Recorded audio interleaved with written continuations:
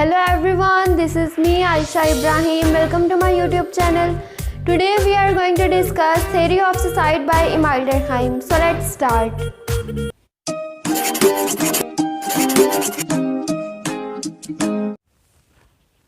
Theory of suicide को discuss करने से पहले हम थोड़ा सा इमाइल डुरखाइम का इंट्रोडक्शन देख लेते हैं कि इमाइल डुरखाइम थे कौन।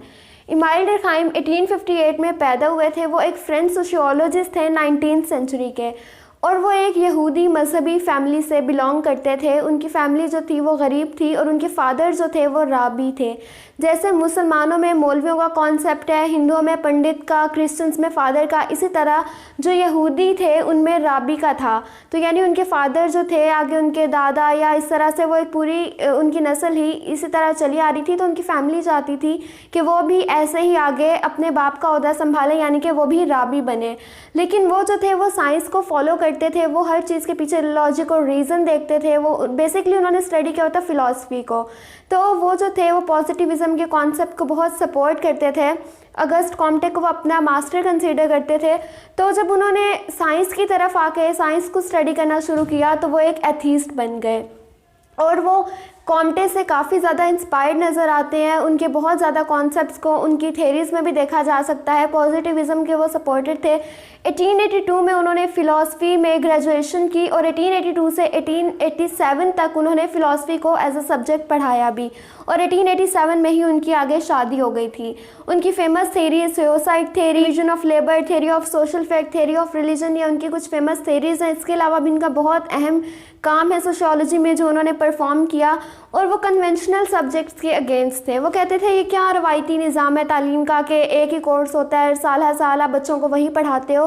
तो वो इस चीज़ के बिल्कुल अगेंस्ट थे। वो बिल्कुल सपोर्ट नहीं करते थे कन्वेंशनल सब्जेक्ट्स को या ट्रेडिशनल एजुकेशन सिस्टम को।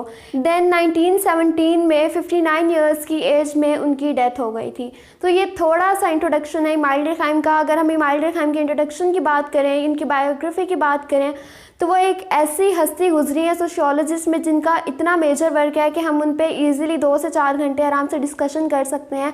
लेकिन थेरी स्टार्ट करने से पहले उनका थोड़ा सा इंट्रोडक्शन देना ज़रूरी था। तब हम डिस्कस करेंगे उनकी थेरी ऑफ सुसाइड को।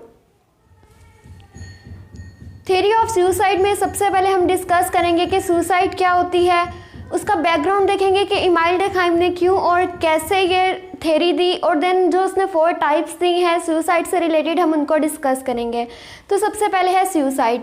सुसाइड को अगर हम सिंपल वर्ड में डिफ़ाइन करें तो उर्दू में हम इसको कहते हैं ख़ुदकुशी, और इंडियन कल्चर में इसको आत्महत्या बोला जाता है। तो सुसाइड क्या है कि अगर आप जानबूझकर खुद अपनी जान लेते हो तो उसको हम कहते हैं सुसाइड। यानी कोई भी ऐसा एक्ट परफॉर्म करना जिससे आपको पता हो कि आपकी जान जा सकती है।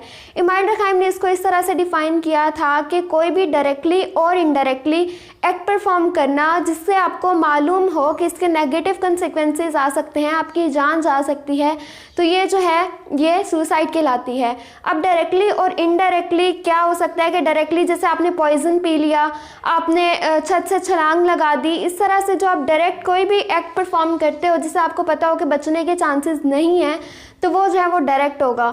और इनडायरेक्ट ऐसे कि कहीं भी आपको पता हो कि ख़तरा है या ये काम मैं परफॉर्म करूँगा तो मेरी जान भी जा सकती है। जैसे अब कहीं से कोई कार आ रही हो, आप अचानक उसके सामने आ जाओ, तो ये भी जो है ये एक इनडायरेक्ट एक्ट होगा। तो ये होती है सुसाइड, यानी खुद इंसान जानबूझकर अपनी जान ले। बैकग्राउंड क्या है इसका कि इमाइल डुरखाइम ने जब ये थेरी पेश की थी तब सोसाइटी में सुसाइड रेट बहुत ज़्यादा बढ़ रहा था, लोग बहुत ज़्यादा सुसाइड अटैम्प्ट कर रहे थे। इमाइल डुरखाइम ने फिर डिफरेंट कंट्रीज से डेटा मंगवाया सुसाइड से रिलेटेड, और उस डेटा को स्टडी किया और अपनी ये थेरी पेश की, थेरी ऑफ सुसाइड, जिसमें उसने ये 4 टाइप्स बताई और कहा कि इनकी बेस पे कोई भी इंसान जो है वो खुदकुशी करता है। इसके अलावा इमाइल डुरखाइम ने कहा कि सुसाइड जो है ये कोई साइकोलॉजिकल, कोई पर्सनल, कोई इंडिविजुअल एक्ट नहीं है, बल्कि ये सोशल है। अगर आप किसी साइकेट्रिस्ट या डॉक्टर से कंसल्ट करो तो वो कहेगा कि ये साइकोलॉजिकल प्रॉब्लम है जिसकी वजह से कोई भी इंसान सुसाइड करता है। लेकिन इमाइल डुरखाइम ने इसको सोशल फिनोमिना करार दिया, और उन्होंने कहा कि कोई भी सोसाइटी ऐसी नहीं है जहाँ सुसाइड रेट ना हो। हर सोसाइटी में सुसाइड जो है वो एग्जिस्ट करती है। जैसे कि हमने कहा कि इमाइल डुरखाइम ने इसे सोशल फिनोमिना करार दिया है, बजाय कि आप इसको कहो कि साइकोलॉजिकल फिनोमिना है। नहीं, उन्होंने कहा कि ये सोशल फिनोमिना है। सोशल फिनोमिना उन्होंने इसीलिए कहा क्योंकि उन्होंने ये जो थ्योरी दी थी सोशल इंटीग्रेशन की बेस पे दी थी, यानी आपके अपनी सोसाइटी के साथ रिलेशनशिप की बेस पे उन्होंने ये थ्योरी दी। और इसमें उन्होंने सोशल रिलेशनशिप की वजह से ही बताया कि कैसे रिलेशनशिप होने पे कौन सी सुसाइड को आप अटेम्प्ट करते हो। तो इसमें फर्स्ट है इगोइस्टिक। जब आपके अपनी सोसाइटी के साथ रिलेशनशिप ठीक नहीं होते, आप अकेलापन फील करते हो, आपको लगता है कि आपकी सोसाइटी में जगह नहीं है, यानी आपकी सोशल इंटीग्रेशन बहुत ज़्यादा वीक हो जाती है, तब जो आप सुसाइड अटेम्प्ट करते हो वो आपकी इगोइस्टिक सुसाइड होती है। इसको आप इस तरह से भी याद रख सकते हैं कि ईगो का मतलब होता है अना। जिस बंदे में बहुत ज़्यादा अना होती है वो एट द एंड बिल्कुल अकेला रह जाता है। तो यानी कोई भी ऐसी सुसाइड जो इंसान तब अटेम्प्ट करे जब उसको लगे कि वो इस दुनिया में अकेला है, उसकी सोसाइटी में कोई जगह नहीं है, उसकी सोशल इंटीग्रेशन बहुत ज़्यादा वीक हो जाए, तो वो जो है वो ईगोइस्टिक सुसाइड कहलाएगी। देन है अल्ट्रुइस्टिक सुसाइड। अल्ट्रुइस्टिक सुसाइड, इसमें आ रहा है वर्ड ट्रस्ट। ट्रस्ट यानी जिस पे आप ट्रस्ट करते हो, मतलब आपकी सोशल इंटीग्रेशन बहुत ज़्यादा उसके साथ स्ट्रॉन्ग है, यानी जहाँ बहुत ज़्यादा स्ट्रॉन्ग सोशल इंटीग्रेशन होगी या फिर कोई इंडिविजुअल अपनी जान किसी दूसरे के लिए देगा, वो अल्ट्रुइस्टिक सुसाइड कहलाएगी। ईगोइस्टिक सुसाइड में आप अपनी जान इसलिए लेते हो क्योंकि आप अकेला फील कर रहे होते हो और वो अपने लिए ही आप लेते हो, जबकि अल्ट्रुइस्टिक सुसाइड में आप अपनी जान लेते हो लेकिन किसी दूसरे की खातिर। आपकी सोशल इंटीग्रेशन बहुत ज़्यादा स्ट्रॉन्ग होती है जिसकी वजह से आप अपनी जान तक कुर्बान करने पे तैयार हो जाते हो। जैसे आर्मी में अपने वतन की खातिर आर्मी ऑफिसर्स अपनी जान कुर्बान कर देते हैं। मज़हब के नाम पे लोग अपनी जान कुर्बान करते हैं। जैसे ये बहुत ज़्यादा ब्रेन वॉशिंग की जाती है टेररिस्ट की कि अगर तुम ये खुदकुश हमला करोगे तो सीधा जन्नत में जाओगे, ऐसा कुछ नहीं होता, लेकिन उनकी ब्रेन वॉशिंग ऐसे की जाती है तो वो जो है सुसाइड अटेम्प्ट कर लेते हैं। उन्हें डर नहीं लगता खुदकुशी करने से क्योंकि उनके नज़र में कि वो जो है वो शहादत का मर्तबा पाएंगे। तो मज़हब के नाम पे जो लोग खुदकुशी करते हैं उन्हें हम अल्ट्रुइस्टिक सुसाइड की कैटेगरी में रखते हैं। इसके अलावा जैसे नॉर्थ इंडिया में एक रस्म थी सती की, कि जब एक फ़ीमेल के हस्बैंड की डेथ हो जाती है तो हस्बैंड के साथ उसको भी जला दिया जाता है। तो वो फीमेल जो थी वो अपनी जान अपने हस्बैंड के लिए कुर्बान कर देती थी, तो वो भी अल्ट्रुइस्टिक सुसाइड थी। देन नेक्स्ट है एनोमिक सुसाइड। किसी भी मुल्क में जब रूल्स और रेगुलेशंस बहुत ज़्यादा वीक हो जाते हैं तो उसकी वजह से लोग सुसाइड अटेम्प्ट करते हैं, तो वो एनोमिक सुसाइड होती है। इसके अलावा कोई भी ऐसी सडन कंडीशन जिसमें आप बिल्कुल हेल्पलेस फील करते हो, आपको कोई और ऑप्शन नहीं नज़र आ रहा होता, तो आप सुसाइड की तरफ चले जाते हो, तो ये भी एनोमिक सुसाइड होती है।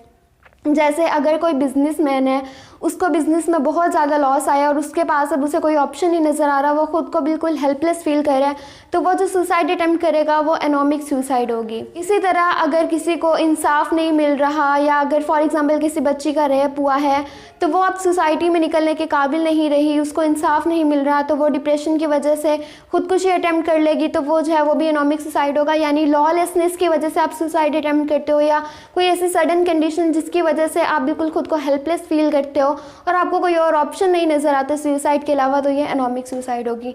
फेटलिस्टिक सुसाइड जो है ये बहुत ज़्यादा कम पाई जाती है सोसाइटी में, लेकिन एग्जिस्ट करती है। एनोमिक सुसाइड की रेशो बहुत ज़्यादा हाई होती है और फेटलिस्टिक सुसाइड की रेशो बहुत ज़्यादा लो होती है। फेटलिस्टिक सुसाइड ये होती है कि जब कोई इंडिविजुअल सुसाइड तब अटेम्प्ट करे जब किसी भी सोसाइटी में रूल्स और रेगुलेशंस बहुत ज़्यादा स्ट्रॉन्ग हो जाए, यानी आपको छोटी सी बात बहुत ज़्यादा पनिश किया जाए तो उस सोसाइटी में लोग जो हैं उस ओवर रेगुलेशन की वजह से जो सुसाइड अटेम्प्ट करेंगे वो फेटलिस्टिक सुसाइड होगी। जैसे फॉर एग्जांपल अगर एक बंदा कोई छोटा सा जुर्म करता है लेकिन उसके बदले में उसको सारी ज़िंदगी जेल में रखा जाए, तो उसको बेहतर ये लगेगा कि वो खुदकुशी करके आराम से अपनी कब्र में जा सो जाए। तो ये जो है फेटलिस्टिक सुसाइड होती है कि यानी लोग जो है पनिशमेंट से बचने के लिए, या उन्हें इतना ज़्यादा पनिश किया जाता है तो उससे बचने के लिए या ओवर रेगुलेशन की वजह से वो सुसाइड अटेम्प्ट करते हैं, वो फेटलिस्टिक होती है। तो ये थी theory of suicide. I hope आज का लेक्चर आप लोगों के लिए हेल्पफुल रहा होगा। इंस्टाग्राम और फेसबुक पे आप लोगों को इसके नोट्स भी मिल जाएंगे, so don't forget to subscribe my channel, do like, comment and share this video. Thank you so much.